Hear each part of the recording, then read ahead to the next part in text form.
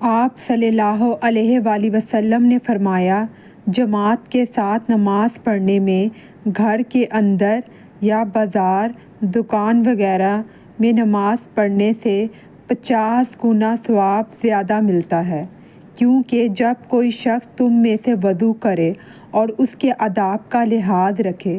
پھر مسجد میں صرف نماز کی غرض سے آئے تو اس کے ہر قدم پر اللہ تعالیٰ ایک درجہ اس کا بلند کرتا ہے اور ایک گناہ اس سے معاف کرتا ہے۔ اس طرح وہ مسجد کے اندر آئے گا۔ مسجد میں آنے کے بعد جب تک نماز کے انتظار میں رہے گا، اسے نماز ہی کی حالت میں شمار کیا جائے گا، اور جب تک اس جگہ بیٹھا رہے جہاں اس نے نماز پڑھی ہے تو فرشتے اس کے لیے رحمت خداوندی کی دعائیں کرتے ہیں۔ اللہم اغفر لہ، اللہم ارحمہ، اے اللہ اس کو بخش دے، اے اللہ اس پر رحم کر، جب تک یہ کہ رہ خرچ کر کے وہ فرشتوں کو تکلیف نہ دے۔